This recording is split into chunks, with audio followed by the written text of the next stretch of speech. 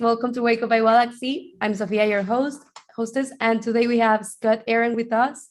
Just as a reminder, Galaxy is an automation tool for LinkedIn, and this is a space for guests to share their strategies on LinkedIn B2B and everything that can help us improve our strategies on LinkedIn, based on LinkedIn. So who is Scott Aaron? He's a LinkedIn guru, and he's an online marketer with over 23 years of experience. So we'll learn a lot today. He's a specialist in establishing connections, building personal branding and businesses on LinkedIn. And today we'll have 1 hour with him where he will share everything he knows about LinkedIn and all the strategies that have worked for him. During this time, there's a space the Q&A section where you can put your questions, and I'll read them to him at the end of the presentation. You will be able to have the replay by email if you mark the case that you accepted to receive our replay. If you didn't, you can ask for it on our LinkedIn or go straight to our YouTube channel. Make sure you stay at the end of the presentation because Scott has a surprise for you. And people who's watching on outside of Zoom, let's say Facebook, YouTube, my LinkedIn, or our LinkedIn page, I can't read the questions you have there, so you will have to join the Zoom. If you don't have the link, you can contact our chat support, and they will send you the link. So do you want to start? Do you want to add something to your presentation before your bio before we start? Oh yeah, again, just really grateful to be here, and Sophia and I connected a few months back, and we basically shared some similarities and commonalities, and I've been teaching LinkedIn for about 8.5, almost 9 years now, consulting with large firms, small to mid-sized companies, individuals, groups, and just really grateful to be here. And I do have something special at the end to announce, but the one thing that I did want to do, if everyone can just go into the chat box, just so I know everyone's working, if you can hear and see us clearly, just drop a Y or a yes in the chat, not the Q&A. The Q&A we'll get to at the end. I just want to make sure everyone can see. Okay, perfect. Okay, sound is good. Everything is good. So awesome. Yeah, I think it's good. Yes. All right, good.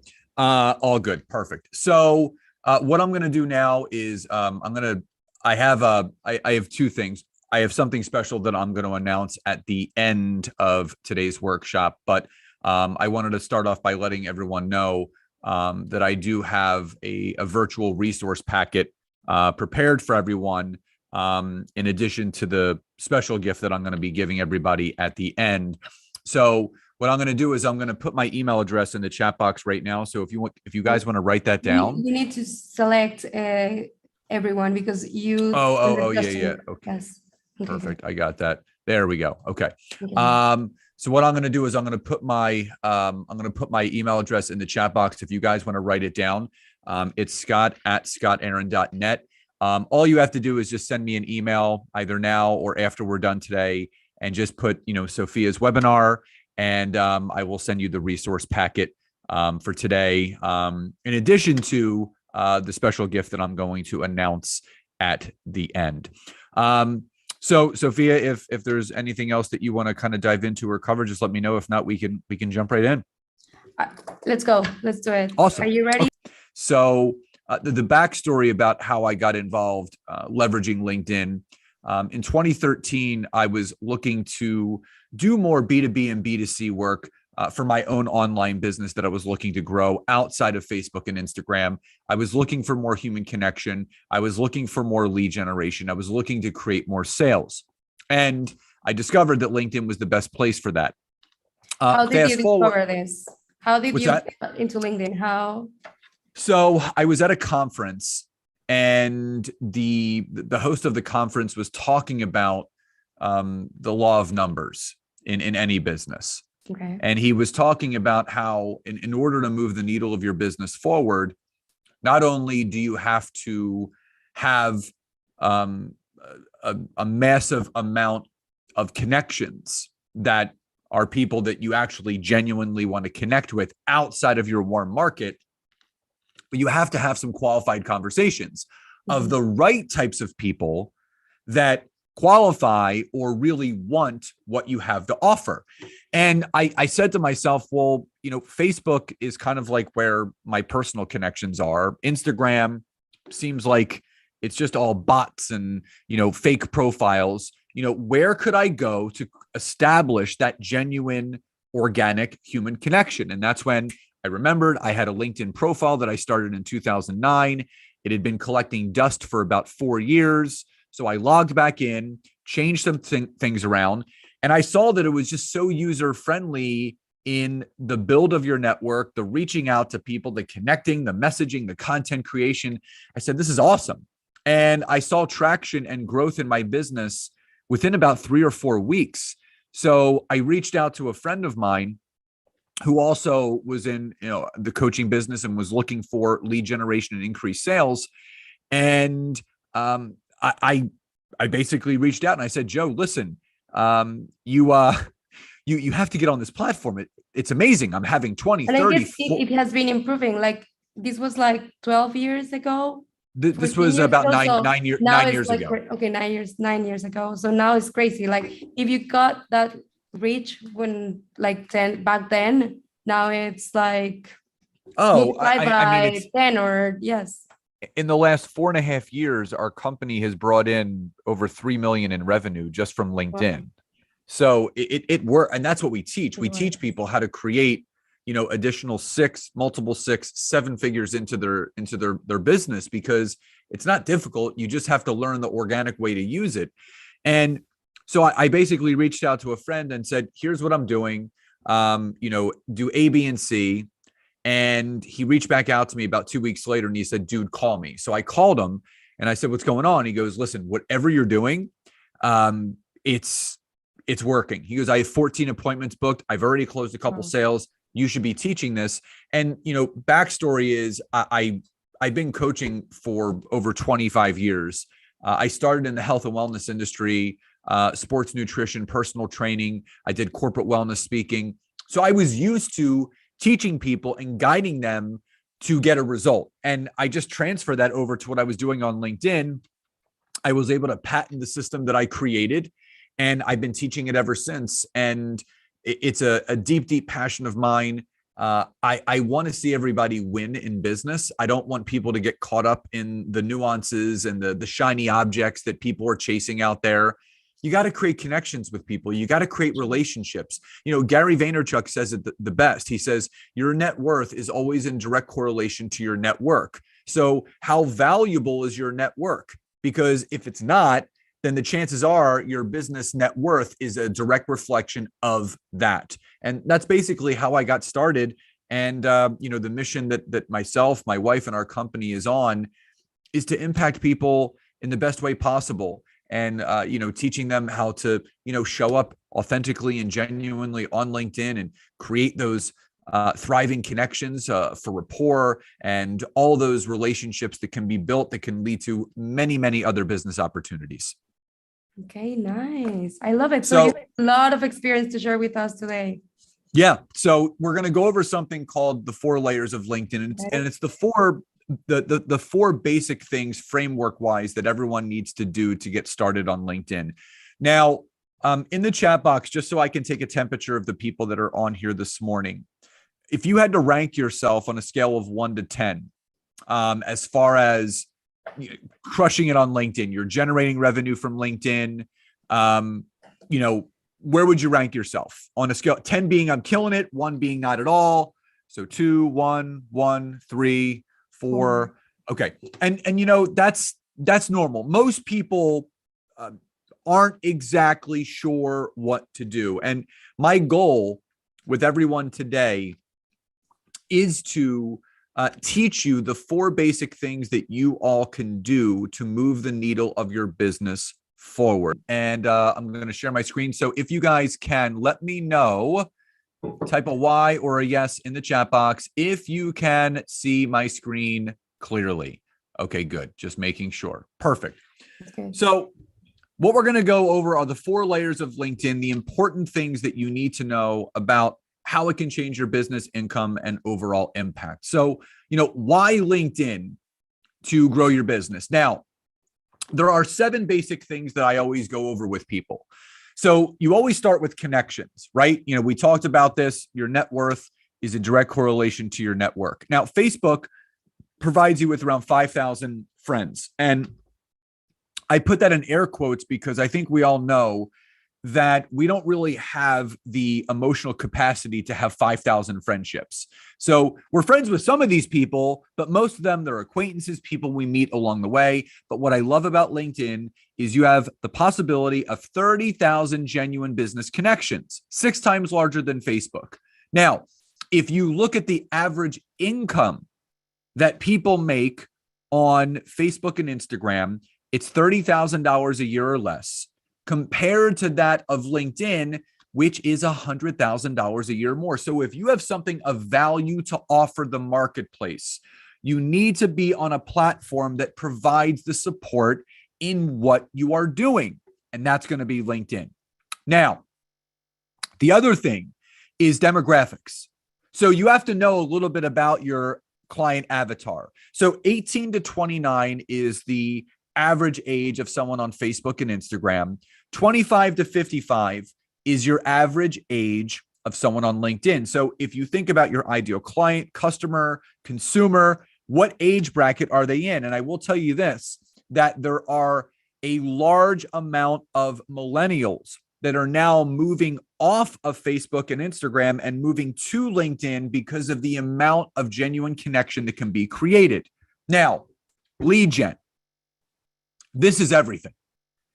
If you don't generate leads, you're not generating income.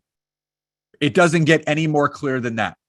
If you are looking to grow your business, if you are looking to create more income, you have to create more leads.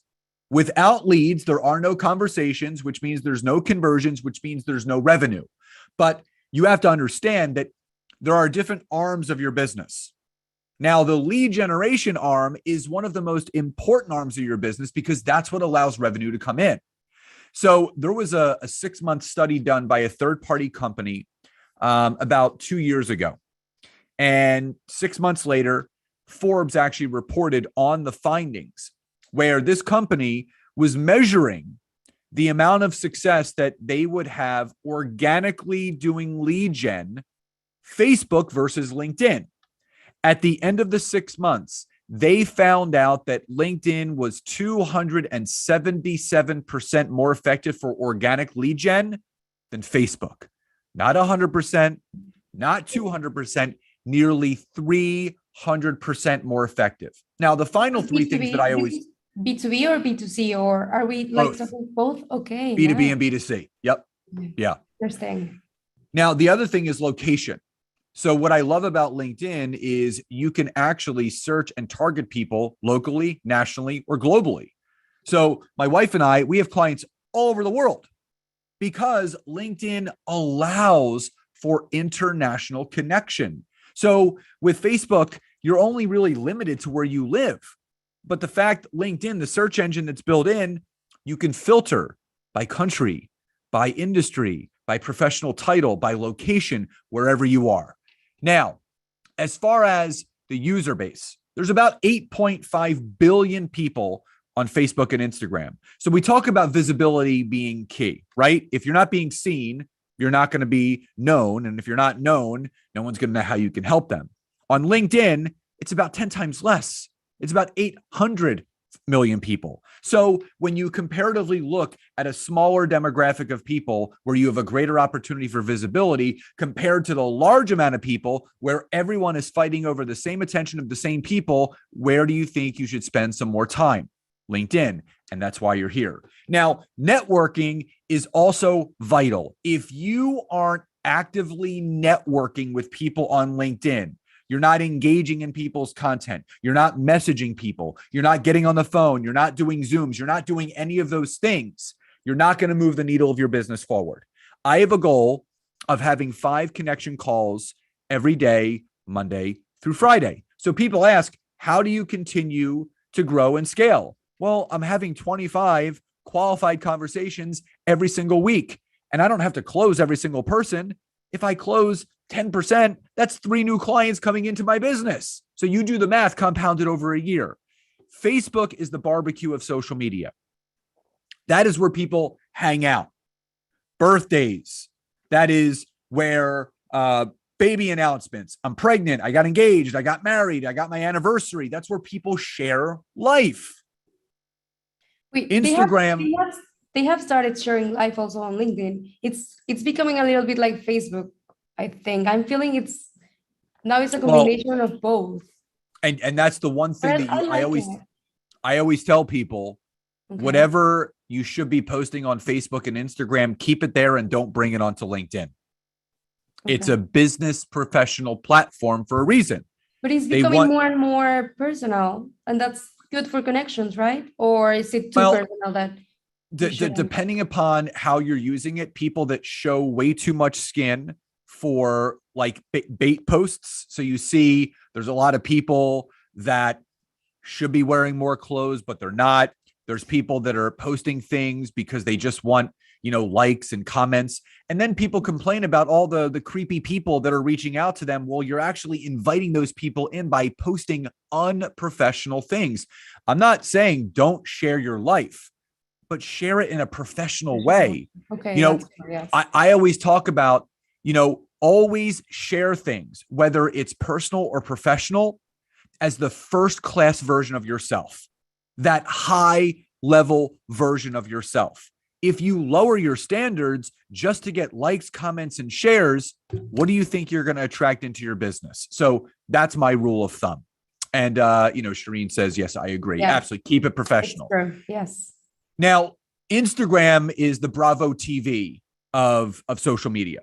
That's where it's just reality TV. You don't know what's real, what's not. Everyone is hiding behind the same filter. It's a filtered life. So what's real and what's not, you don't know. That's why I spend a very small amount of time on the platform. I'm on there, but it's just for my personal brand recognition. What I love about LinkedIn, it's a global networking event every single time you log on. It is for networking. It is for connecting. It's for relationship building, rapport building, know, like, and trust. That's what it's best for. Now, if you look at the top right statistics, facts are friendly. Facts are friendly. So if everybody if this is making sense to everyone, just drop a Y or a yes in the chat box. I don't want to go too fast. I just want to make sure everybody is with me so far. So Y or yes in the chat box if this is making sense. All right. So I'm seeing mostly yeses. We have an N. So yeah. Well, and again, if no, it's not making sense, just ask the question. Yes. Yeah, just ask the question in the Q&A box and we'll get to it at the end. Now, if you look at the top right statistic, 93% of B2B marketers consider LinkedIn the top platform for organic lead generation. 93%. I don't care if you're in B2B or B2C. It's all H to H. It's human to human connecting. If your business is predicated on connecting with other human beings to build and grow it, you're going to need to leverage LinkedIn. The other thing that I look at is the middle statistic. The middle statistic says that LinkedIn is responsible for 80% of all B2B organic leads coming into to social media. 80%. 8 out of every 10 business first leads are being generated on LinkedIn. And the question that you need to ask yourselves is, are you taking advantage of that? Are you generating the type of leads and generating the type of income from LinkedIn that you desire? Now, the first layer is really connecting with the right people through the use of your profile. So one of the resource things you get in the virtual packet, obviously, is going to be included, something I'm going to show you. But the one thing that you need to understand is that your profile must be filled out from top to bottom. So when LinkedIn was bought out by Microsoft about 7 years ago, they embedded something called SEO, search engine optimization, keyword searching. So if you ever go on your phone and you go on Google and you want to go get sushi, or you want to go see a movie, or you want to go travel somewhere, you're going to type it into the search engine to find it. If your profile is not keyworded the right way, with the right keywords where your profile will appear in certain searches, you're invisible. So you have to think about, what are the key words, not key phrases? What are the key words that my ideal client would be putting into the search engine on LinkedIn where my profile would pop up? So I have lead generation on mine. I have marketing. I have branding. I have podcasting. I have author, speaker. So all those things where I want to appear in those searches, I mentioned in my headline. So I start appearing in more searches. I have more people visiting my profile, which leads to more connection. So you Do you use have any to. other, sorry. Do you use any tool for this, or is just like, do you search for them on Google just to see if they are like good ranked, or? Well, you actually, on LinkedIn, they actually show you on your own dashboard. So on your profile, if you click on your profile views, LinkedIn will show you what searches were used in order to find your profile. So if I appear in about 200 searches a day, so at the end of the week, I can go back and I can look at that search result, and LinkedIn will show me the top 5 keywords that were put into the search engine that allowed those people to find me. So then what you can do is you can work backwards. You can take those specific keywords and then you can flutter them all throughout your profile. So you have to start with some keywords that you feel that ideal client, consumer, customer that you're looking to connect with would search for, and see if you start appearing in those searches. And then you basically, it's basically an art from there. Every week you check to see what searches you appeared in, look at your dashboard, look at the search results, and then change things from there.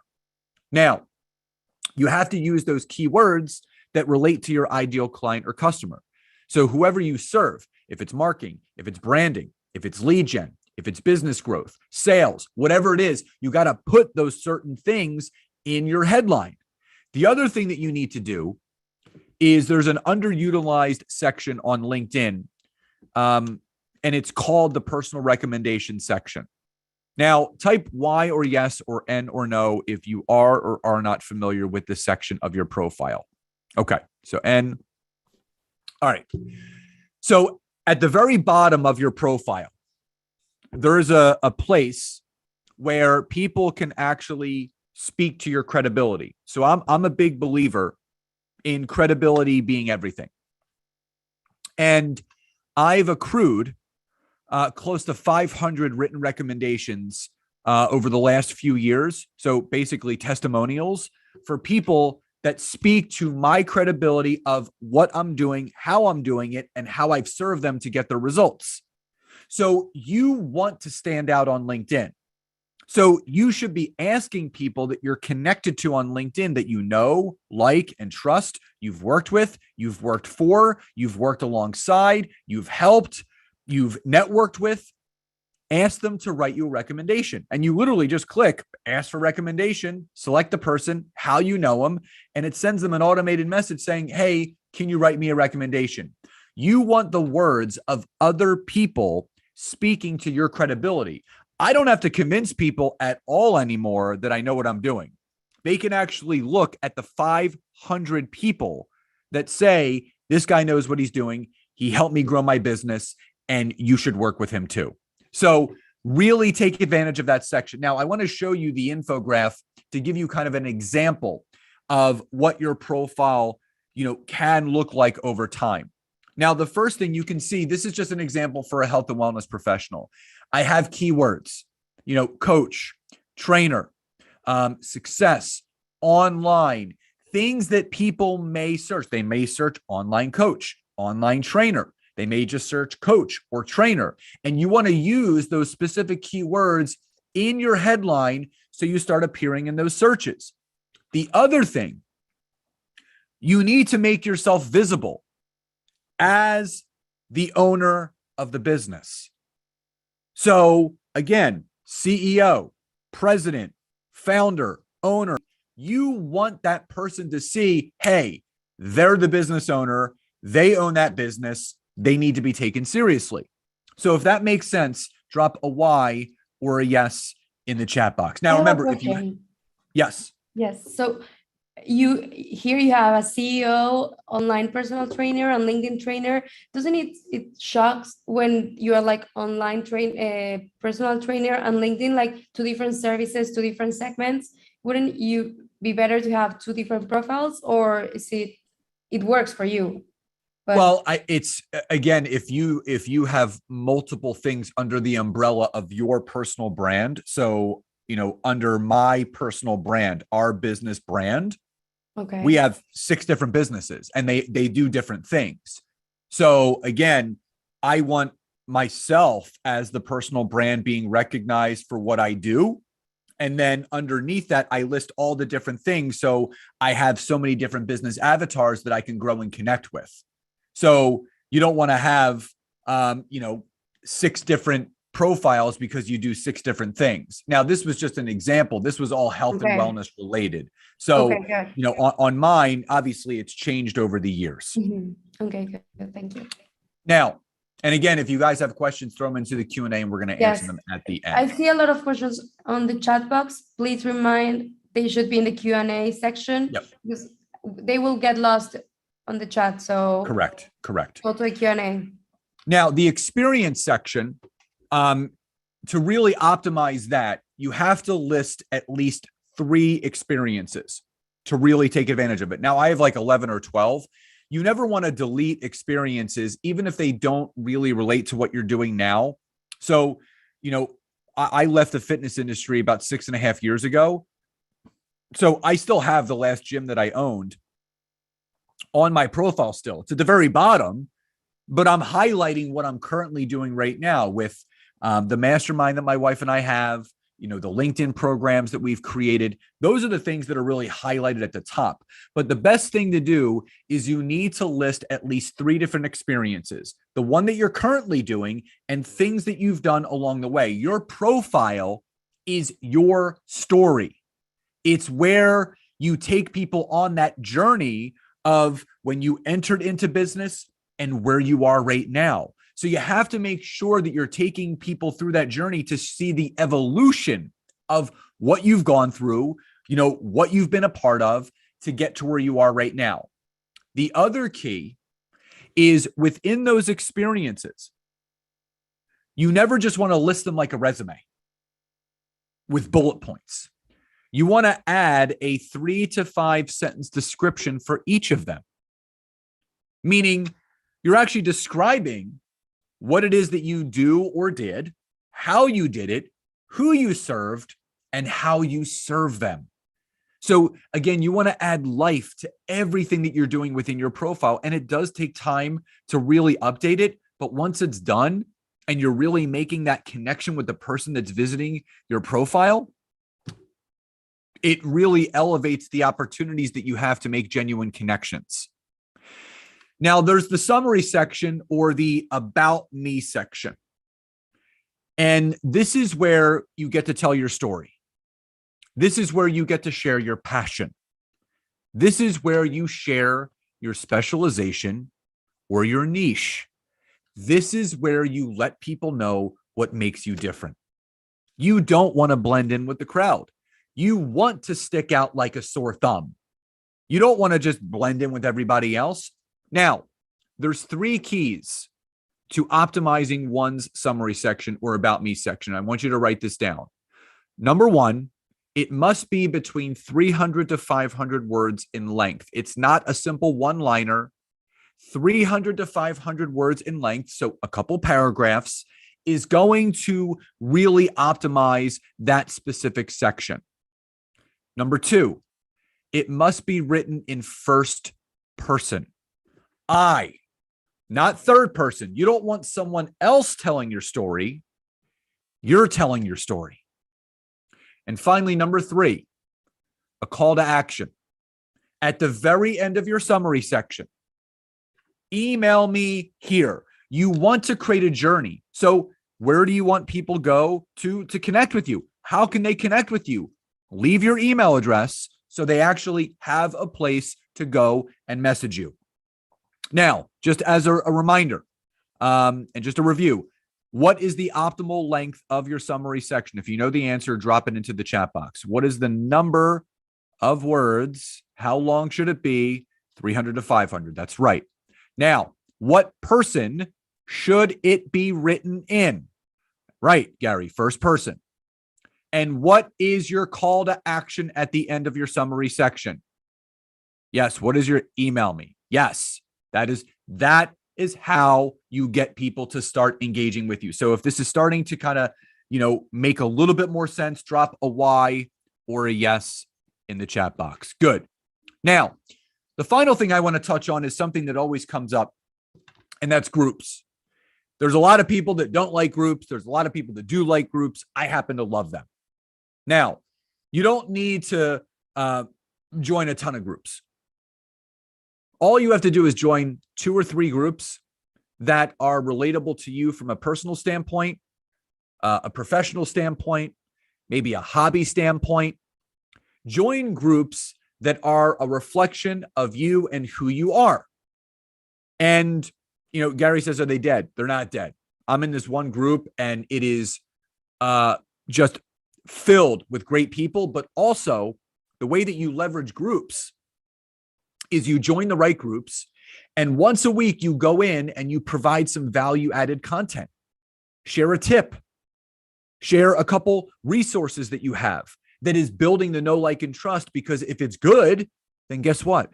They're going to click on your profile and they're going to either follow you or connect with you. So it's an organic way to extract people out of the group and get them into your general network. So if that makes sense, drop a Y or a yes in the chat box. Remember, not a ton of groups, just 2 to 3 groups. That is it. And once a week, you go in there and you share some value. So that's the first layer. The second layer, who are the best connections to have on LinkedIn? Who are the best connections? So there's 2 types of connections that I always tell people that they should have on LinkedIn. Number 1, the connections that could best benefit from your offering. So that could be a client, customer, consumer. So type in the chat box right now, from a ideal client, customer, consumer standpoint, who is your ideal person to connect with? From a professional or industry standpoint, are they accountants? Are they doctors? Are they lawyers? HR, there you go. HR directors, CEO, owners, head of sales, DTC, HR, chiropractors. Awesome. So when you are connecting with people on LinkedIn, you need to make sure that you're searching and connecting for that ideal client. You do not want to spray and pray. The spray and pray methodology is connecting with anyone with a warm pulse and hoping the right people accept your connection. Specific action leads to specific results, right? Scattered action leads to scattered results. Do you want clear results or do you want scattered results? And I know everybody wants clear results. So you need to make sure that you're connecting with the right people. You're taking the time to really search out and find those right people. Your network should be abundantly filled with all of the right potential clients, customers, and consumers that best fit what you're offering. The second type of connection is a power partner. And a power partner is for introductions to your ideal clients. So let me give you an example. If I was an online business owner that I had programs that helped personal trainers take their business from online to offline, right? Or offline to online. So I was helping them get out of the gym and into the online space because I did that myself as an example. Personal trainers would be my ideal client, customer, consumer. So I would be searching and connecting with them. My power partner would be a gym owner. Why? Gym owners employ my ideal client. So now I can start networking with those individuals, starting conversations, starting to build rapport and trust. Who can I send your way? Here's who you can send my way. So now you have people basically in your corner sending you clients left and right. So with that example in mind, type in the chat box, who is your ideal power partner? Who is that person that would best support you in giving you introductions to your ideal client. So taking into consideration SDR, BDR, awesome. So who are some of your power partners? Because again, this you have to be clear with this. If you don't know who your ideal client is and you don't know who your power partner is, you're not going to get clear results on LinkedIn. Accountants, HR specialists, awesome. Sales directors, CEOs, marketing and PR agencies. This is what I mean about having specific action. So here's the thing, you're connecting with people that have similar pain points, business pain. It's the greatest connecting point between two people that do not know each other. That's where all the rapport and trust can be formed. And those that create the most organic and genuine connections will also earn the most income and have the most impact on their network. So when you are sending connections out or you're getting connections sent to you, rule of thumb, if they do not fit into one of those two buckets, they don't fit into the ideal client bucket, they don't fit into that power partner bucket, you do not accept and you do not send. So if everybody is clear on that, drop a Y in the chat box. Another rule of thumb, do not go over 100 connection requests sent in a week. LinkedIn has now made a new rule in the last 6 months. Anyone that goes over 100 connection requests sent per week, you may get a 1-day restriction of sending connections. If you do it again, you're going to get a 7-day restriction, then a 30-day restriction. If you do it a 4th time, they are now disabling people from ever sending connection requests ever again that continue to violate the 100 sent connection requests per week. That's 7 days. That's 7 days. Now, again, make sure that you don't go over that. If they catch you, they ding you, they will delete and block your account. They're really, really cramping down on that. And I do not want to see any of you get your accounts restricted or blocked. Now here's the deal. And again, just make sure you're clear and concise. I usually recommend 14 to 18 targeted connections, Monday through Friday. Leave Saturdays and Sundays alone, just because you want to have work-life integration. We don't want to be working all the time. We want to be living more and working less. That's the ideal goal. I will just intervene just because Galaxy lets you send more than 100. Yes, you can, but if you get a warning, you should stop. You should like this bypass is good, but you shouldn't be spamming or like hitting your account and just sending connections, because that's not the point. The point is to create connections, use automation to save you time and go bigger, but always with moderation. So it's okay. We have a bypass, but always with moderation. Automation is good. So that's it. Don't spray and pray, have clear intention behind what you're doing. If you're going to automate things, make sure it's still from a genuine and heartfelt place. You got to be very mindful about how you're doing this. So very important. We have a security thing to protect your account for this, but there's always a risk with automation. So it could happen to you. It has happened to me, but it's always a risk. So just go under the quota. You can use the bypass, but with moderation. That's it. Okay. Yeah, so lets you send more than 100 a week. That's it. Yep. I'm with Sophia. So for me, I'm a rule follower. I've always been, and especially when we're using a platform like LinkedIn, which we do not own the rights to. We're users of the platform, and they can choose to do whatever. It's rented land, right? It's rented property.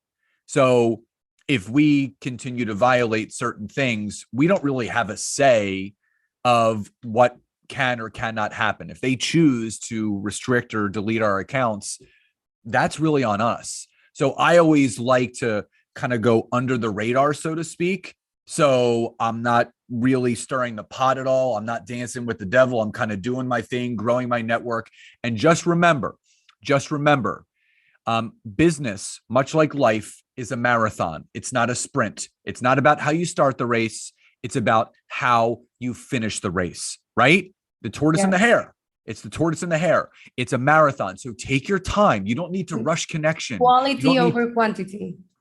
Exact. Quality leads to quantity. That's the big thing. I love that. Now, so when you're really leveraging LinkedIn the right way, I want everyone to think about, now that they're optimizing their profile, now that they're building the right kind of network, type in the chat box if you know the answer to this question. What is something that you know that salmon do that most fish do not do? What is something that salmon do that most fish, yes, Scott and Scott, that's right, swim upstream. They go against the grain. They go against the current. They're blazing their own trail. So think about all the people that are in the space that you're in. And they're all doing the same things, right? Expecting a different result. But all of you that are on here right now, you're here for a reason. You're on here to learn how to be a salmon in a world of fish, where you're going to go against the current. You're going to go against the grain. You're going to go blaze your own trail, carve your own path, where all of you can be the trailblazers, where you are leaving the footprints of success for other people to follow and walk alongside, not the other way around. LinkedIn, when used properly, is where you can have your own voice. You start attracting people by the message that you have. It's not about attraction marketing. It's about being relatable. It's about being connectable. This is how you find your tribe.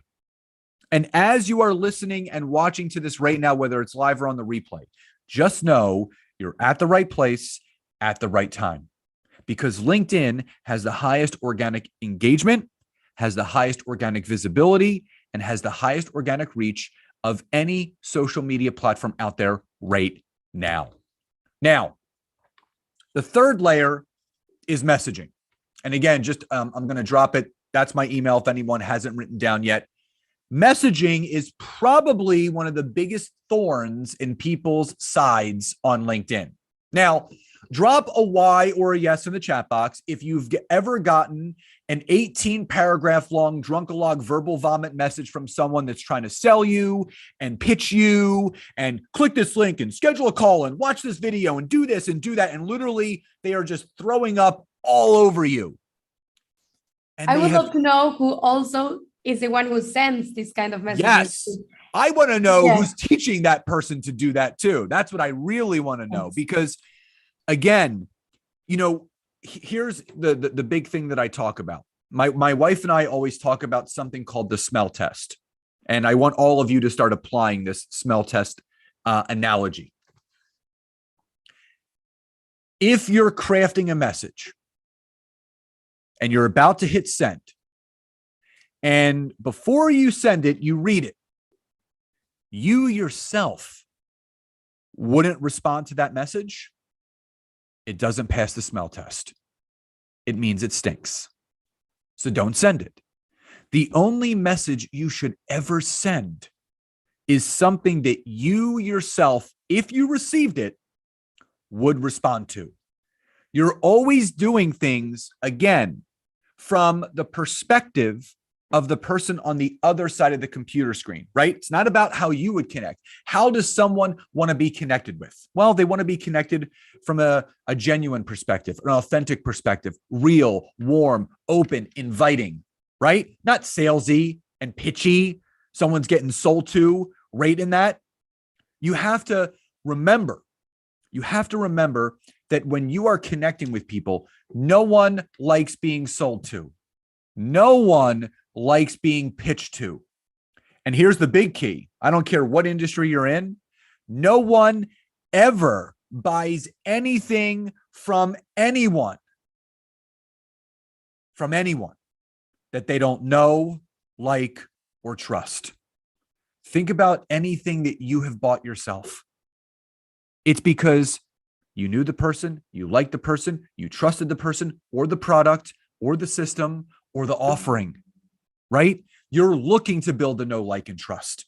Now, so the third layer is messaging, and I've created something called the magic formula. And this is the messaging structure that I teach in my courses, my clients, I use for myself, that really opens the door to booking more genuine calls with the right people. So the first thing that you do is you state the person's name in a very warm, open, and engaging way. So it could be, hey, Sophia, great to be connected to you. Not, dear Sophia, comma, space, indent, next paragraph, how are you today? It's too stuffy. It's not warm. It's not open. It's not inviting.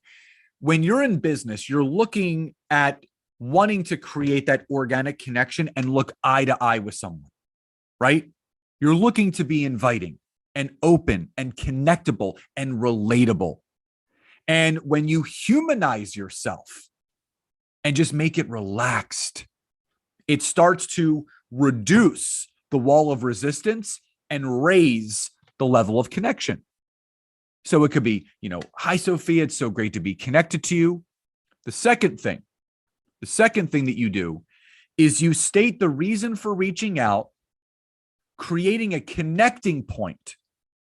And this is after you make the connection. So you've made new connections and you wait about a day or two. You never, rule of thumb, never message someone the same day you become connected to them. You need them to marinate for about 24 to 48 hours. Sometimes I even wait about 3 days. So you say you shouldn't add a note? No. The only time you ever want to add a note, there's 3 instances where you want to add a note. Number one, if you know the person personally. So say Sophia and I went to university together. I found her on LinkedIn. I'd send her a note. Hey, would love to connect you with on here. It's been a while since we connected at university, blah, blah, blah, blah. The second is if you were referred by a mutual connection to connect. So say Sophia had maybe a client for me, right? That potential client sends me a connection, adds a note. Our mutual connection, Sophia, mentioned that you teach LinkedIn and she said I should connect with you. Looking forward to connecting. So she made that connection point. The third instance where you want to add a note is if you became familiar with that person from some way, shape, or form online. Maybe you heard a podcast interview they were on. Maybe you went to an online webinar like right now. Maybe you saw them at a networking event. You make mention of that. So if someone were to connect with me and add a note, hey, I saw you on Sophia's webinar this morning. It was great. Would love to connect. That is when it's always most proper to add a note. You don't just say, would love to add you to my professional network. I don't know you. You don't know them. I'm not going to accept that. You have to state pre-filled notes, so avoid this kind of notes. Yes. Just send, if it's a genuine connection and you don't know the person, just send the connection. The only time you add a note is within those 3 specific instances. And again, just to let you know, there's another tactic that a lot of people use in that regard is they'll say, oh, I see we have a mutual connection. I just want everyone to know, most of the time, if someone has a large network, chances are they don't know a lot of their connections personally. So you can mention XYZ. Oh, I see we have 846 mutual connections. Steve, Joe, Bob, Angela, and Nicole. Chances are I don't know any of those people. So really make that genuine connecting point. If you do know them, or you were introduced, or you heard the person, maybe you read my book and you made a mention of that, which happens all the time. So really make that personal note mention if it's available. If not, just send the connection out. Now, the second part of the message is when you're going to bridge the gap, right? So now that you're being focused and you're only connecting with ideal clients and power partners, you make mention of that. So say your ideal client is someone in HR and you have a background in HR, or that's the people that you serve. Hey, Sophia, so great to be connected to you. I noticed that you were in the HR profession. I happen to do a lot of work with people within that profession as well. Would love to hear how things are going with you. Share more about what's going on with me and how we can support one another here on LinkedIn. No sales pitch, none of that. All I'm doing is stating the obvious. So when that person is reading that message, when Sophia's reading that message, she's like, oh man, I'm in HR. This person works with a lot of people in HR. He probably knows a lot about what I do. I understand why he's connecting. The other thing that I did, I used the second most important word in the English language outside of someone's first name. And that word is support. So there were scientific studies done that when someone reads the word support and says it in their head, it actually triggers their brain to release a chemical called oxytocin.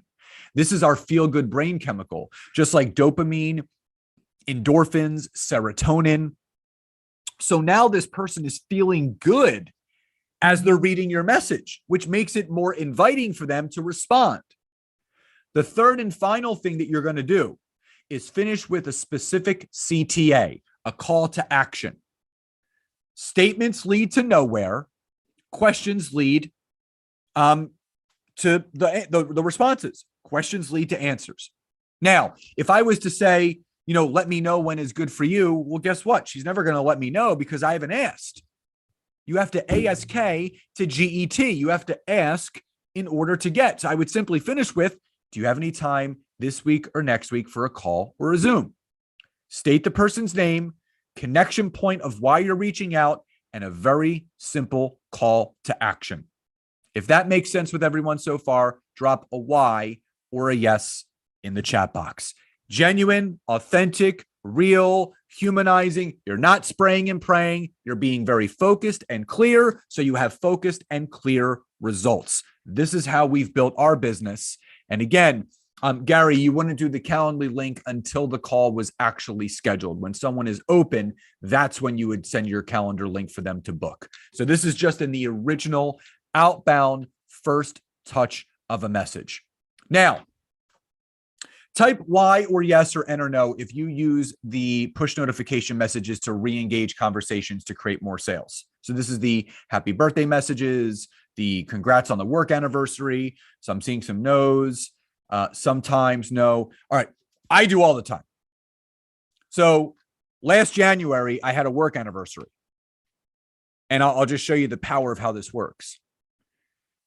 I had 24 people, a bunch, but there were 24 specific people that I basically put into a category of these are potential ideal clients based on their headline, their profile, and our message history. Because when someone messages you, the happy birthday, the work anniversary, it brings up the entire message thread of when you connected. So I messaged back those 24 people that said happy, work anniversary to me. I reverse engineered my original message. And I basically said, thank you so much. I know it's been a while since we connected. Would love to hear what you're up to, share more about what I'm up to and how we can support one another here on LinkedIn. Anytime for a call or a Zoom this or next week.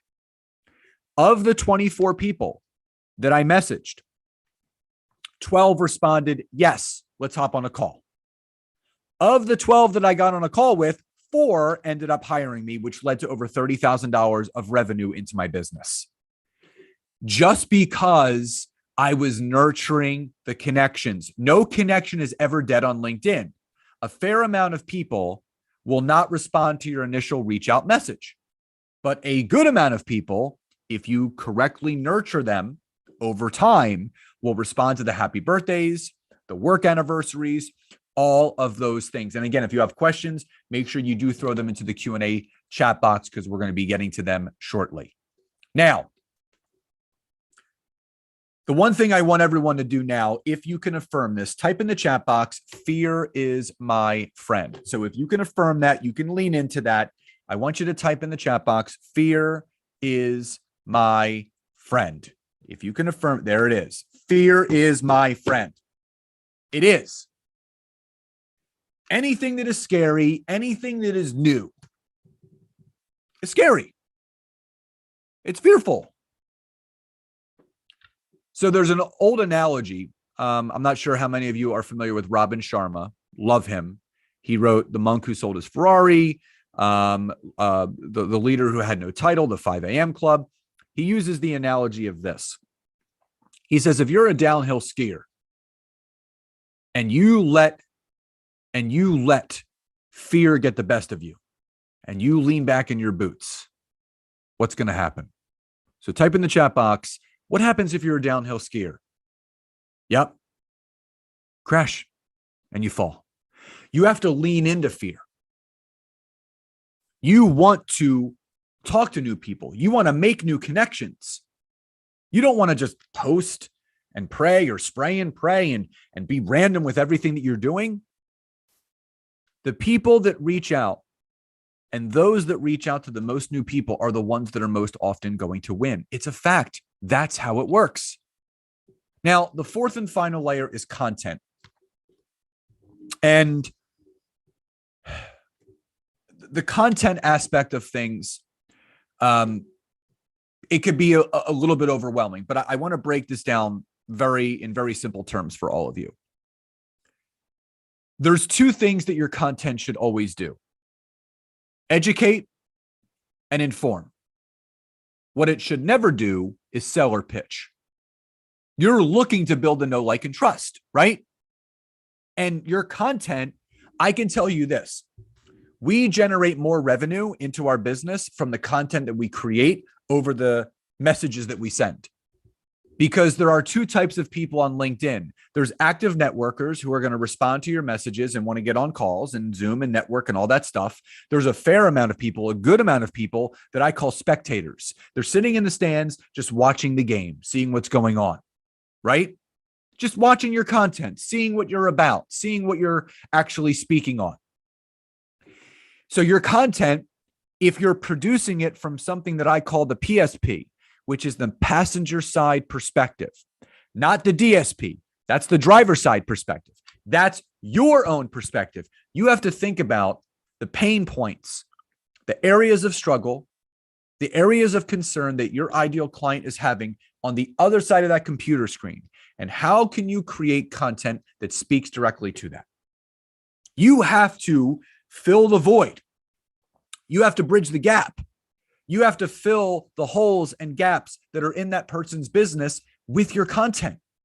And here's the great thing. You don't need to post 3 times an hour. You don't need to post 3 times a day. You only have to post 3 times a week on LinkedIn. Once on Monday, once on Wednesday, and once on Friday. And here's what I recommend. Monday, start with a video. It could be pre-recorded. So all you need is your phone, your face, your voice, and that's it. 2 to 4 minutes. And you get on there and you share 2 or 3 tips that basically have helped you in your journey. You share things that have worked for you. So I can hop on there and I can say, hey guys, just wanted to pop on today to give you guys 3 tips of how to get better responses from your messages on LinkedIn. Number 1 is this, and you give a little bit of a short description of what that is. Number 2 is this, short little description. Number 3 is this, short little description. Let me know in the comments below which of those 3 tips helped you most. Have a great day, and I'll talk to you next time. And you're done. 2 to 4 minutes, educating and informing your network of things that they want to learn and they want to improve. So if that makes sense, drop a Y or a yes in the chat box. Just want to make sure everybody is with me. So you're always producing content that educates and informs, leaves people better, and you're asking nothing back in return. You are just pouring value into them. Wednesdays, I always like doing a poll question. Questions lead to answers. So it brings up the question, well, how do I know what someone is struggling with? Well, ask them. Create a poll on Wednesdays. Prime example. Create a poll on Wednesday. What is your biggest struggle right now on LinkedIn? Number 1, generating leads. Number 2, creating content. Number 3, closing sales. 4, other, comment below. Now I'm asking a very direct question to the network that I've been building to see what it is that they're struggling with. So say the overwhelming response is closing sales on LinkedIn. So now I'm getting some feedback. I'm getting some much needed market research from the network that I have. What I can do is on Friday, I can take the information from Wednesday in that poll and I can actually write a long form post and just say, 3 ways to close more sales on LinkedIn. And then I write a little bit of verbiage. I did a poll the other day. People said they were struggling a lot with how to close sales. And what I wanted to do in this post is give you 3 specific things that you can do to increase your rate of closing more sales. Number 1 is this. Number 2 is this. Number 3 is that. Which of these 3 tips helped you most? Comment below. That's it. So all you're doing is providing value, adding value, and leaving people better. You have to brand yourself. You have to up level the amount that you give. You have to give in order to get, right? You have to leave people better. You have to be the authoritative figure you were meant to be.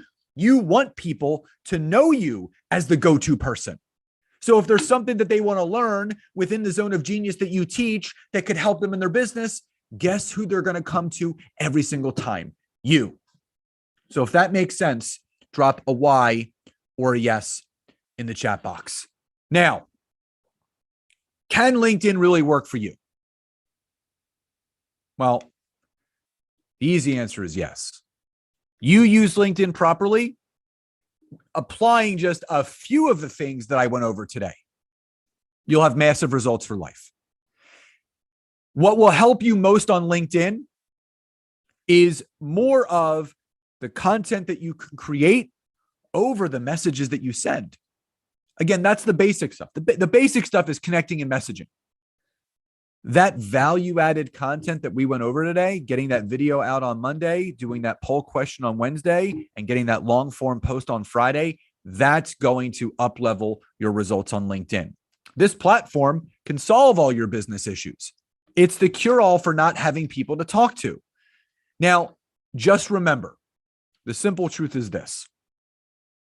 LinkedIn is all about rapport building. It's all about relationship building. It's all about trust building. And you have to understand that in business, you are looking to create genuine connection with other people.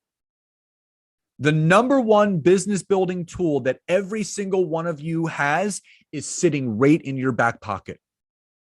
And that is your ability to create human and organic human connection and genuine connection with other people on the platform. And those that create the most human connection are the ones that are going to win. Now, again, I'm going to drop my email address in the chat box. If anybody would like the resource packet, obviously you'll get that. We do want to answer some of your questions. And then at the end, I'm going to announce 2 special things that I'm going to be doing for anyone that does email me as well. So, Sophia, I'm going to turn it back to you. So do you want me to read this for you and you start answering them? Yeah. Let's bring it up, and you just, we'll start with the first one and then we'll go. The first one is Richard, and he's asking, he has different businesses. Can he segment them in different, like he has different businesses. So he wants to know if he has to segment them or. Yeah. So Richard, what I would. Yes, that's why I asked if having 2 profiles or like it wasn't shocked to have 2 different businesses. Because for me, weird to have someone who has 2 different businesses and not related. But if they relate, maybe it's good. Yeah. No, so your personal profile should house everything that you do. So my wife and I have 5 company pages, right? So we have our personal pages, and then we have our 5 company pages that are attached to our personal profiles. So we list all of our companies and the things that we own on our personal profile. We don't segment anything, but what we do is if you have different offerings that may or may not relate, segment your content to speak to a specific audience. So say one of your audience is CEOs, another audience is maybe accountants. Monday, you can do a tip that is specifically geared towards CEOs.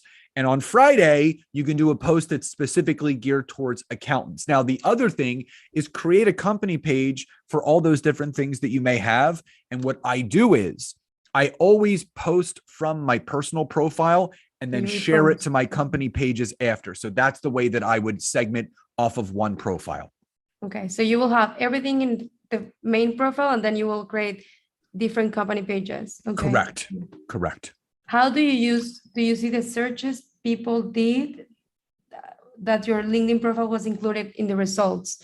How do you see the searches people did that your LinkedIn profile? Okay.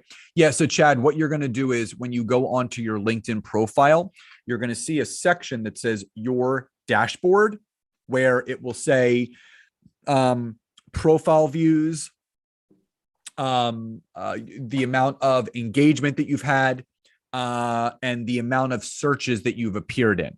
And all you have to do is click on the far right area where it says searches that you've appeared in, search appearances.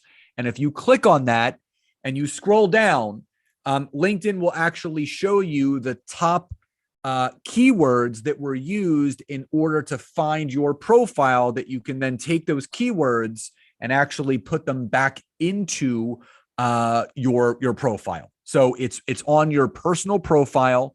It's under your dashboard, which is the very top portion of your profile, and you click to the far right under search appearances. Okay. Then we have another one, Scott. And that's Gary. Gary Scott, yes. Do you think it's okay to send this automated request from LinkedIn for a recommendation, or should it be more personal? So I've done both, Gary. So I've just sent the automated message that LinkedIn provides. But what I do is I'll add a little bit. So what I typically do is I'll add on at the end. Could you please write a recommendation for me, which is the template that LinkedIn provides. And then I add on, I'd be happy to write one for you in return if you would like. So, and then I copy that. And then every recommendation that I send out, I paste that in the automated message that LinkedIn provides to make it a little bit more personal. Of course, send this to people you know, because I have received a lot of people who's asking me for this, and I'm like, I don't even know you, so please don't. Yeah, not random people, random people. Not random people. Okay. Richard had Islam. How can you position yourself with all the titles you mentioned without sounding bragging or egocentric? I mean, Islam, that's I think that's a personal feeling that you may have.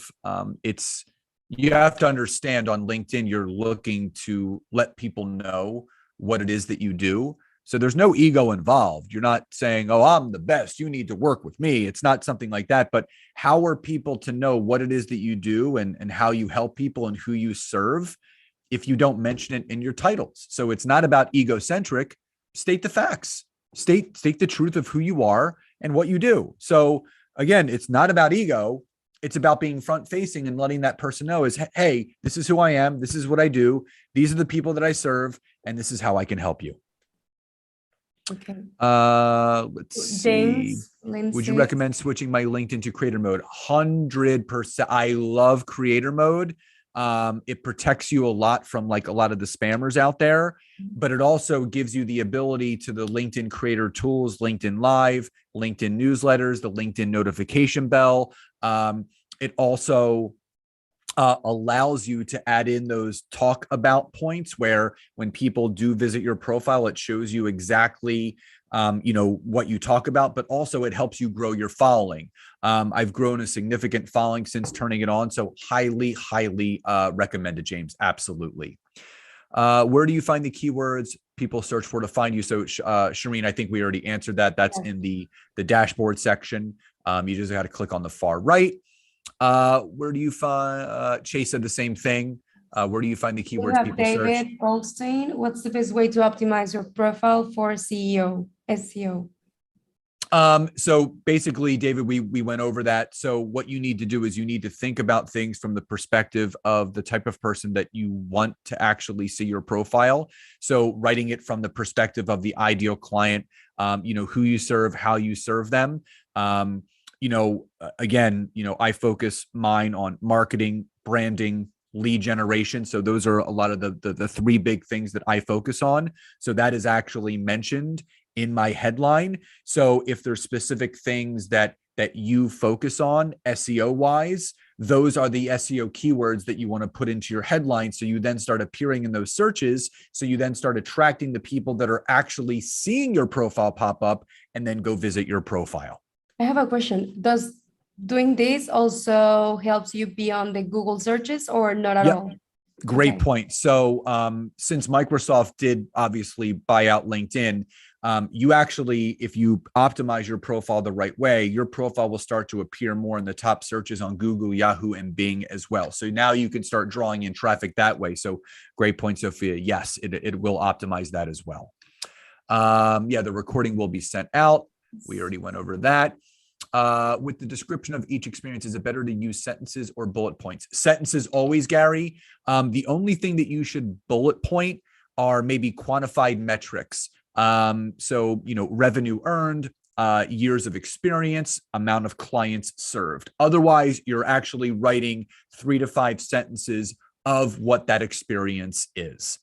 What about emojis? Would you recommend using emojis or is unprofessional? No emojis. Yeah. Again, I'm always thinking, and I had emojis at one point in my profile, but one of my clients actually had her account restricted because of the emojis she had on her profile, and she reached out to LinkedIn. They're like a limit or? Okay. They actually don't like them. So I'm a big believer in, showing up as the first class version of myself, the world-class version of myself. I do use emojis on other platforms sometimes, sometimes in the content that I write. So if I'm doing a long form post, I'll put some emojis like the finger pointing to each sentence. I'll do that kind of emoji, but I never have any emojis anywhere in my profile.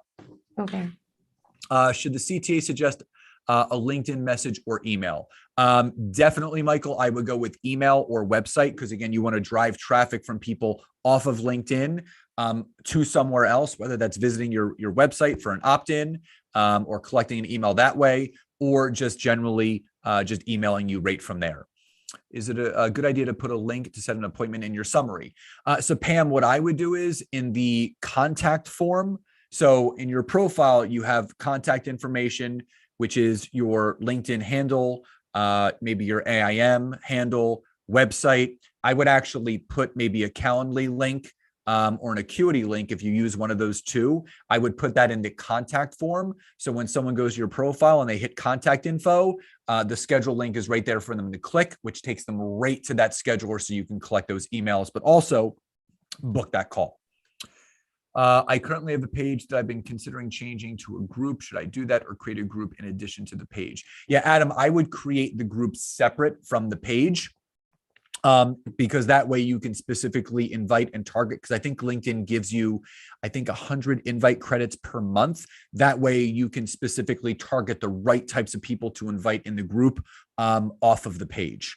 What do you think about Facebook groups to drive traffic to LinkedIn or your website? I do both. I use LinkedIn to actually drive traffic to my private Facebook group. So I think it can be done either or.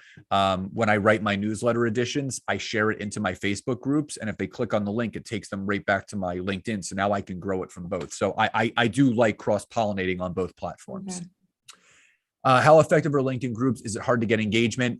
It really depends on the group. That's why I always tell people join 2 or 3 groups, post once a week in all of them, see what kind of traction you get. If after a few weeks, nothing is going on, leave the group and try different ones.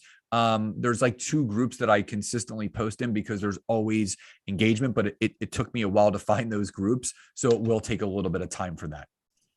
Blah, blah, blah, blah. We already went over that. Scott says, hold on for a second. Done. In Facebook, I can create my main account and have some, like Facebook, I can create my main account and have sub accounts for different businesses. Yeah, Richard, yes. So if you, on the LinkedIn, on your profile, you can click the work icon on the top right. And if you drop down that menu and scroll all the way to the bottom, you will see something that says create company page. So you can create those sub company pages right then and there, which again, you can post separate content to, or even share from your personal to your business. Why should I not accept or send connection requests to people other than ideal clients or power partners? That's just my personal opinion. Why would I, if you're only allowed 30,000 connections, but if you're looking, as Sophia said earlier, the quality over quantity, why would you want to connect with someone that you have no relatable connection to from a business standpoint? That's why you want to be very clear. You want to be able to provide value to that person, and they can provide value to you. So that's why I'm very strict with the fact that I want to connect with people that I have some sort of relatable connection to. But also vice versa. I can do networking with, I can refer people to, and vice versa. So you got to be very clear with that. I don't like random action. I'm not just going to go spray and pray and connect with anyone. If I want a specific result into my business, if I want specific clientele and specific connections, I'm going to take that specific action. Yeah, and if they are sharing content and this content is not of interest for you, why would you accept this kind of people? And Sophia, there's so many people looking at the feed and right. And you see so many people on LinkedIn that have huge networks and they're posting content and no one engages because they're connecting with people that don't find any value in the content they're creating because they're not an ideal client or a power partner. So they're not going to engage. So what's the point of even having them? Is there a delay setting in LinkedIn to delay messages sent? I believe with some automation tools, you actually can delay. It will give you the option of, do you want to send immediately? Do you want to send it 24 hours later? But my recommendation, if you're doing it by hand or you're using an automated tool, always wait at least 24 to 48 hours before you send the first message once the person does become a connection. Scott, for the connection request, if it's an inbound lead where the prospect downloaded a white paper, is there value in mentioning that download, or do you still recommend we do not add the note? Yeah. So Corey, again, I would say if that's in the first message, but the only time, again, if they're downloading something somewhere else and you're finding them on LinkedIn, people are downloading so many free things nowadays. I would just be afraid, like, are they going to remember that they even downloaded this? So again, there's no harm, Corey, there's no harm in just sending the connection request, because whether you add a note or not, it's still the same two things that are going to happen. They either accept or they don't. And both are fine, because again, you want people that are open to connecting and open to messaging and open to engaging. So again, I wouldn't put too much thought into that. How many follow-ups should one send once someone accepts your connection request before it becomes too much? Honestly, I'm kind of like a one strike and you're out type of person. So if I send an outbound message to someone and they don't ever respond, I'm not going to say, hey, did you get that message? But sometimes they are on vacations or out of the office or whatever, or they read me, for example. Sometimes they send me messages and I forget to answer them. I'm like, okay, I read it, and I'm like, I will answer later, and I completely forgot. So maybe a follow-up would be good. Or my recommendation in that respect is that's why you want to use the push notifications, the happy birthdays, the congrats on the work anniversaries, because that re-engages that conversation. Just as Sophia said, maybe they forgot to message you back. So that's why be very diligent about using those automated messages, because it can re-engage and bring that message back up to that person without having to say and do a million follow-ups. So again, I'm a forward action type of person. So I send one and I'm just off and running. I don't look back. I only look forward. And again, sometimes people are interested in connecting, sometimes they're not, and both is fine with me.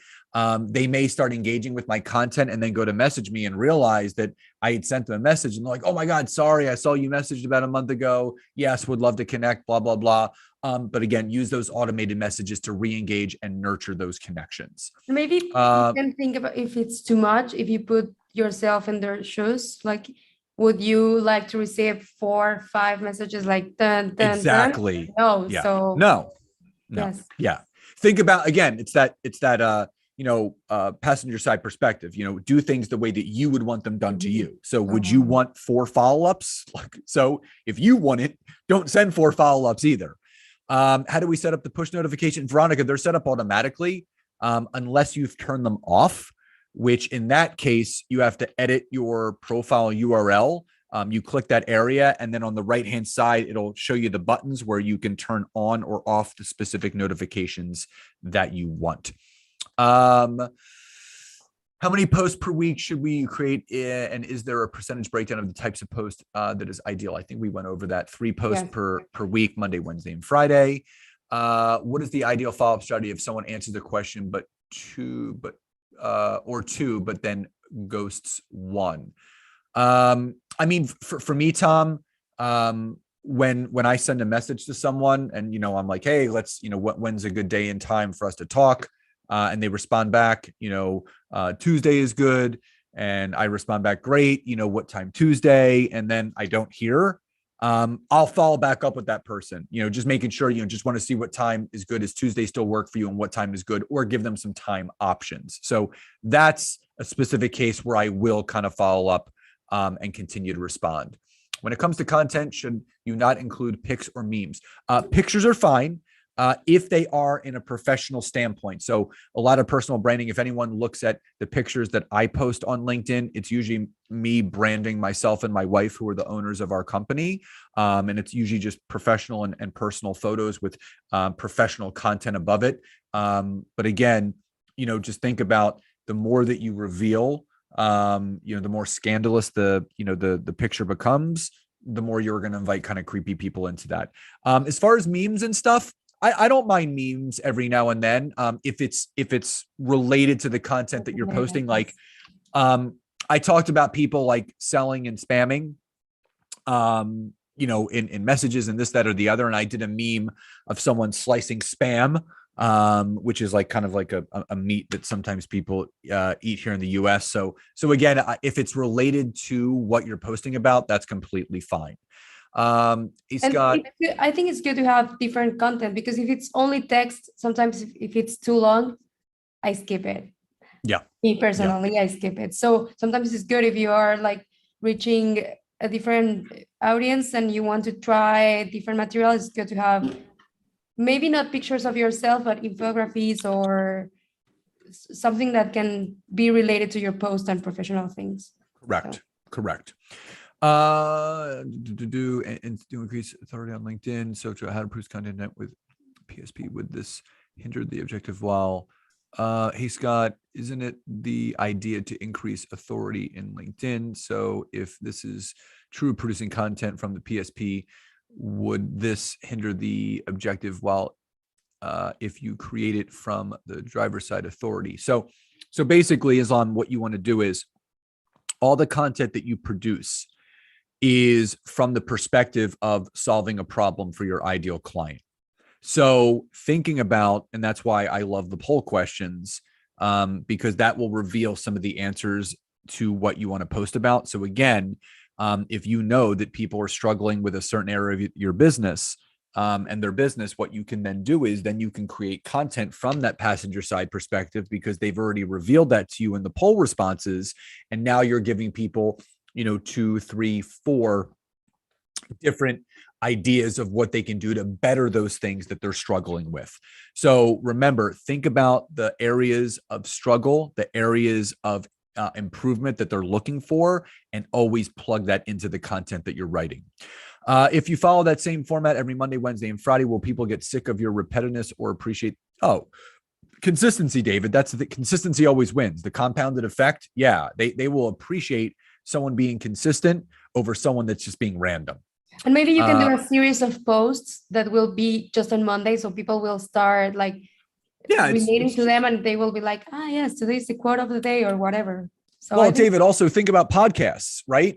People have specific days they release their podcast episodes. They're not just like randomly dropping them like, on Monday this week and Friday next week, and then not for 2 weeks. They're creating a system. People love systems. They love flows. They love repetitiveness, and they love consistency. Do you recommend combining cold outreach email with LinkedIn? I mean, Tom, there's a lot of people that do that. I do a lot of just warm reach out. And then if I get someone into my email sequence, I warm them up through a series of weekly emails with a newsletter that our business has and podcast episodes they should listen to. So that's really what I do with the cold outreach. Do you recommend targeted cold calling? Wait, but that's not, would you say that's cold outreach or that's email marketing?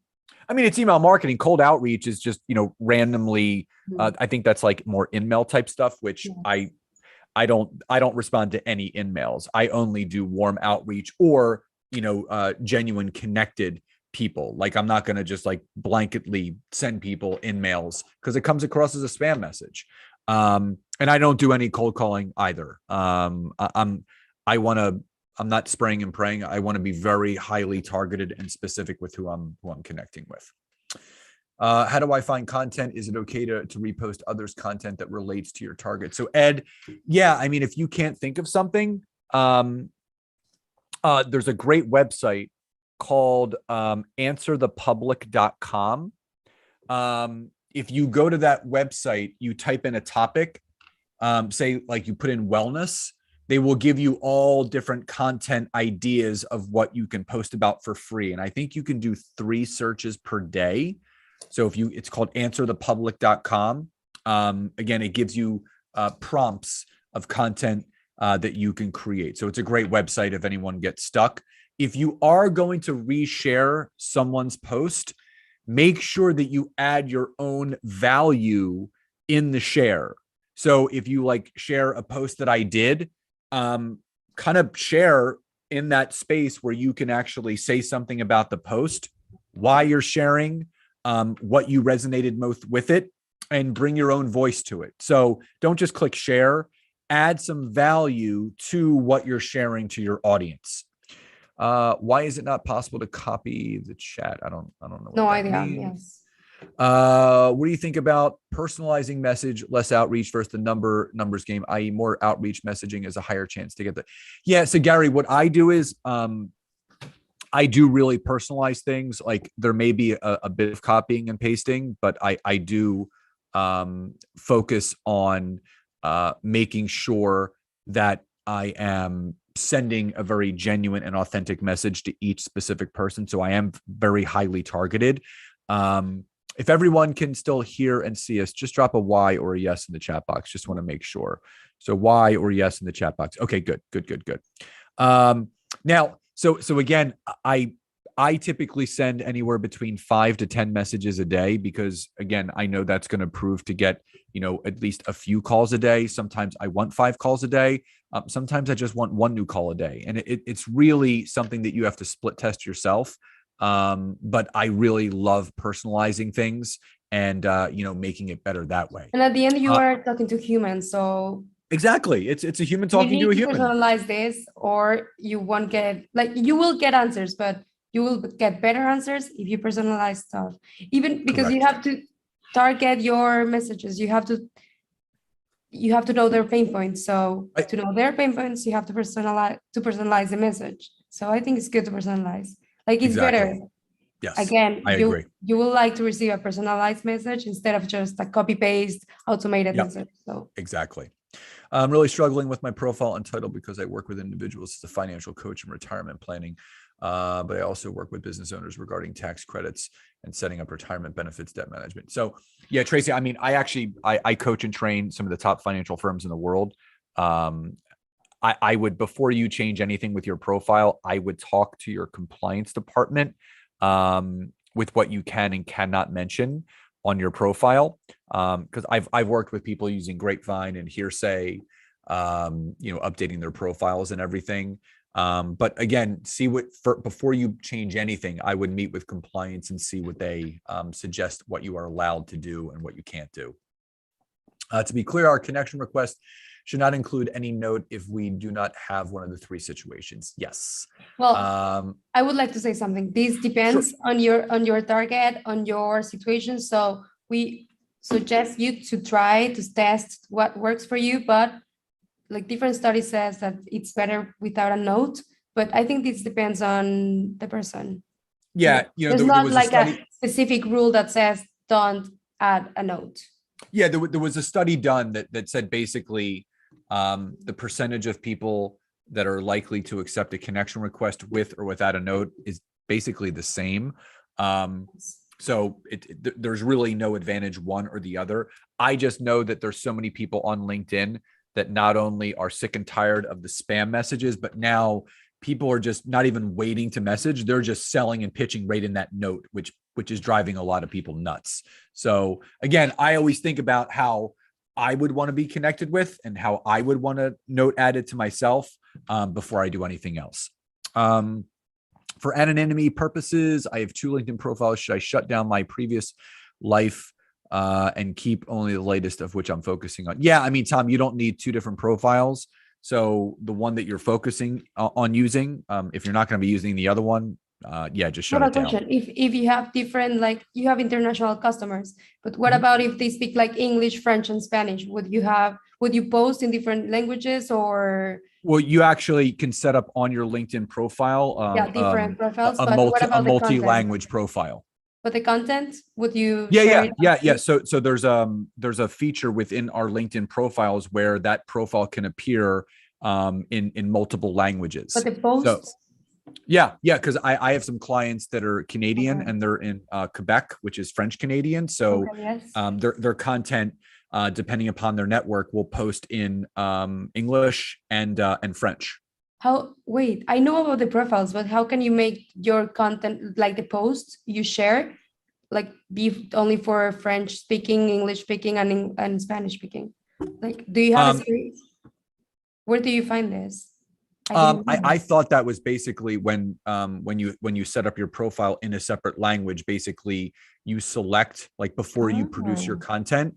So basically if you want to post something in French, you switch your profile over to the French version and then produce the content, and then you basically switch it back to the English, and then basically you can post it there and it'll translate for you. Nice. Okay, good. What if I get no response from messaging with prospects when using your strategy and asking questions, Gary, that's in any business. You just got to keep going. The majority of the people, just in any business, no matter what the strategy is, you're not looking for the quantity, you're looking for the quality. So the majority of people won't respond. Because the people are getting messages every single day. So don't focus on the people that don't. Focus on the few people that do, which will lead to the growth in your business. Do you recommend using Sales Navigator? So Tom, I have no experience with Navigator, Recruiter, or Premium. Everything that I teach. I do recommend Sales Navigator because the filters will really help you to target your a specific segment, because they have really good filters. It's it is a good tool. So maybe not for emails, but for lead search is really, really good. Yeah. So again, I have a couple corporate clients that are specifically targeting certain company sizes. That's when Navigator comes into really, good hands. If you're doing more like one-on-one consulting, or the size of the company is of not a difference, whether it's small, medium, or large.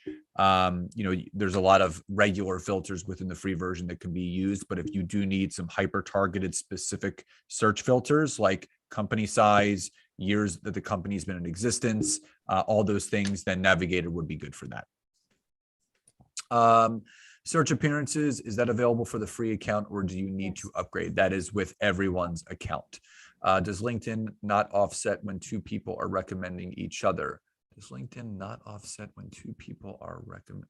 I don't know what that means, Tracy, but I don't think there's any offsetting. There's people that do that. There's people that write and receive for the same person, and that's not an offset. What's the best way to set up a custom LinkedIn URL? All you have to do is click on the area to the right of your profile where it says custom URL, and then basically the end of your URL. So basically it's www.linkedin.com/li/ and then you can type in, David Goldstein, and that will be your custom. Would you LinkedIn put the name URL. of your business on your URL, or would you leave this only for your name? Whatever you want. You could do your name, you could do your company name. I think mine says Scott Aaron Coach, because then it's easy for people, it's easy to share with people. So just put something that maybe you would remember. But this doesn't influences this SEO search. It doesn't influence the search. Your profile does, not the URL to your search, or the URL. Do people go and check if they are reciprocal recommendations? No, they do not check that. Should I convert my personal page to a creator mode? Yeah, we already talked about that. So absolutely. What about using humorous posts, personal story, journey posts as part of your posting strategy? So Gary, yeah, I mean, if again, it's value added, and it's leaving people better, it's in good taste, there's a significant lesson learned where people can apply to life and business, that's completely fine. What do you think about newsletters? I don't have one. Should I start one? Do you use your Friday long form post? And Erica, yes. I started my newsletter about 4 months ago. I have close to 6,200 subscribers.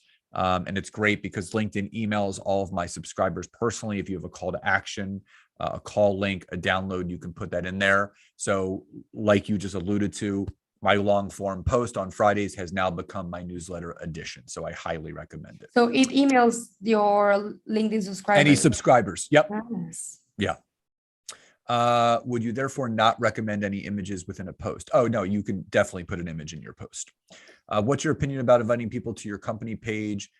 Yeah, I mean, Jan, you can absolutely do that. If you want to grow, because, LinkedIn gives you, I think, 50 or 100 free invitation credits to grow a company page. So you can specifically target it, invite people to grow it organically that way, but also 100 per month. Thank you, Veronica. But again, when you are posting content from your personal page and then sharing it to your company page, that will make it more seen to your network, which means people will start to follow that page organically. What's the best way to follow up and serve clients on LinkedIn? So Richard, the way that I like to follow up is in two different respects. One, using the push notifications, but number two, people that do engage in my content, I'm very big on sending gratitude messages to people, thanking them for engaging and supporting my content. And if I could be of any service to them, don't hesitate to reach back out. So that's how I continue to nurture through the push notifications and the content that I'm creating. Is 15,000 plus connections good enough with mostly high earning demographic for the next 20 to 30 years? Yeah, I mean, Max, you're allowed 30,000 connections, and then people can only follow you at that point. So again, it's just make sure that it's a very focused and qualified and quality group of 15,000 connections. I don't have a business, but wondering if I could tailor these methods to get a better job opportunity. Yes. So Sam, you can take this information. I did a webinar yesterday that went over just this, job seekers. You can take this exact theory and methodology and apply it to that when looking for a job. If that company that you're looking to get hired by, they look at your LinkedIn account, they look at the content that you're creating that's basically speaking to the position you want to have, it makes you a better candidate than others. What do you use to cross-pollinate to other platforms? I use my newsletter for that, Richard. So after my newsletter edition posts, you can share your newsletter to Twitter, to Facebook groups, Facebook business pages. So I use my newsletter for that to cross-pollinate. What kind of messaging strategy should work best? I mean, Vinod, I would say, something that's genuine and authentic and real, not looking to sell and pitch, but looking to really form that genuine connection and relationship. Does adding a link in your post reduce its reach? Heard that LinkedIn's algorithm is designed such a way. Yeah, if you're going to add a link, I would add that link in the comments. So say you want to mention a website or an opt-in or anything of that nature. What I would do is I would say, if anyone's interested in talking further, head to the comments below and you'll see my calendar link to book a call. So put it in the comments. Don't put it in the body of the content. Should you prune your network if they are not a fit? Only if you're close to the 30,000 connections, Shireen. If you have 5,000 connections, that means you have 25,000 more spots available for targeted connections. You don't have to prune. The only time I ever remove people from my network is if they become kind of spammy or they post polarizing content that is just not something I want to see. Otherwise, I leave the person as connections. What security should I look at employing or that you employ on LinkedIn? What security? Sophia, do you know what that means? No, I don't understand what it means. Okay. Richard, can you? Yeah, Richard, if you want to expand, do that. Should I add a link to my post, to my page or website? Ed, you can do that. But again, like as I mentioned, add it in the comments. wherever you want to direct people to, mention in the comments, not in the body of the post itself. Any advice on getting approved on LinkedIn Live? All you have to do is turn creator mode on, Michael. And then the 3 requirements: A, you have to be abiding by the user agreement on LinkedIn. 2, you have to be producing organic content, as it says already: videos, posts, polls, articles. And 3, you have to have over 150 connections/followers. And then you'll be able to get approved for LinkedIn Live. You need to send a request to LinkedIn. Not anymore. They Not removed anymore. that. Yep, they removed that. So yeah, once you turn, I sent a request last year and yep, they switched that about 6 months good. ago. So yeah, you just have to meet those 3 requirements, and then once it's available, it'll say unavailable or available. You just need to use Restream or StreamYard, which is what I use, and then you can start streaming right to LinkedIn. I just saw something cool on Scott's LinkedIn profile. How did you create the video to add to your profile pic? Oh, thanks, Veronica. So if you go on the mobile app and you go to your profile on the mobile app and you click your profile picture, it'll say add video profile, which is a 30-second video that you can record right on your phone that will appear and play when people visit your profile on the desktop or the app. So you get 30 seconds to do that. This has been amazing. Thank you. Oh, you're welcome, David. Can you give some examples on how to build connections on the chat messages? Can you give some examples on how to build connection on the chat messages? I'm not, Mariah, if you can just type back in the chat box what that means, expand on that a little bit. Is it good practice to remove unanswered connection requests? Yes. So at the end of every month, I typically go back into my sent connection requests, which are under my network, and then the manage button. I will remove any connection request that is unaccepted 3 weeks and older.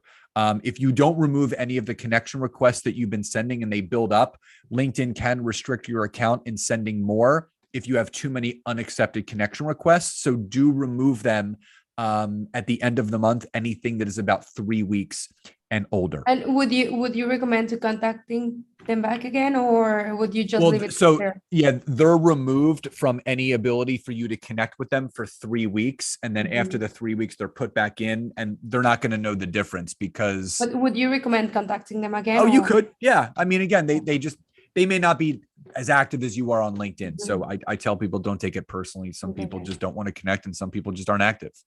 And one of our Galaxy features is that you can remove pending invites in bulk. So it's good. Like it's better. Yeah, at the end of the month, you want to do it will save you a lot of time. Yes. Yep. Is such personalizing your messages, as mentioned, such way? Yes. You can personalize your messages, and it is important. And Galaxy lets you do it, so it's good. Hey Scott, just now realized my search appearance option has disappeared now from my profile. Earlier it was Vinod, I would log out of LinkedIn and then log back in, and it could be just a server issue, or you may have to just clear your cache or cookies. How did you add the bell? So Veronica, that's a creator mode feature. So when you turn creator mode on, it puts in the LinkedIn notification bell on your profile. You can't see it on your profile. Only visitors of your profile can see it. And if they click on it, basically they'll get notified of all the content that you're creating, so you can increase your engagement that way.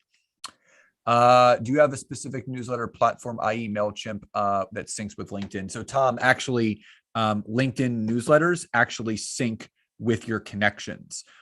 So the benefit of having a LinkedIn newsletter is A, it sends a push notification out to anyone that subscribes, and B, LinkedIn emails every single one of those subscribers in an email for you in a newsletter format. And then you can have a call to action, maybe join my email list here, download my free thing here, schedule a call. LinkedIn emails work.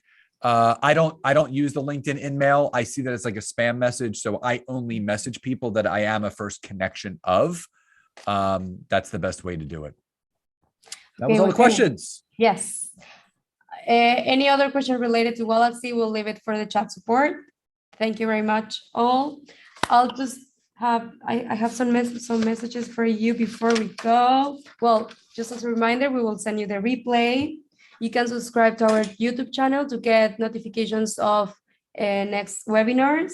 You can contact Scott. Do you want to paste your email again? Because he has a surprise, of course. And I'll send you the replay. The replay, we will have a 1 month free for Wallax in case you want to try it out. And don't forget to join our Facebook community. The name of the Facebook group is Wallians or Growth Hacking something.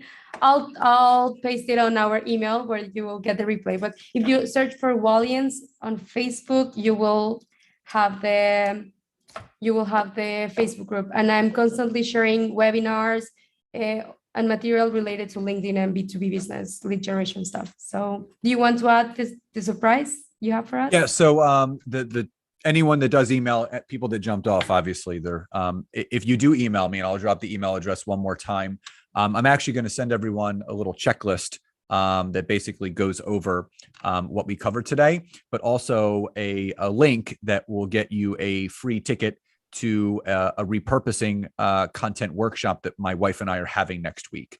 So again, anyone that emails me, not only do you get the resource stuff, but you do get the LinkedIn checklist. And you're also going to get a free ticket to our 3-day repurposing content workshop next week. And so I appreciate those that hung on to find out what the special bonuses were. And again, I'll leave my email address, one last time, and just email me and I'll get that stuff over to you. Thank you very much all for joining us today. Good morning in the US and good evening in Europe, well, America. So thank you very much and see you in the next episode. Yes, we'll have the replay on YouTube and it is also in our Facebook group. Okay, if you want to join, Wallians, WAALIENS, Wallians. I'll leave it again just in case they want it. Okay, Scott, once I finish the webinar, this will cut. So I will send you an email just to say thank you and everything, okay? Oh, absolutely. Thank you very much. And bye, everybody. Bye, everyone. Bye.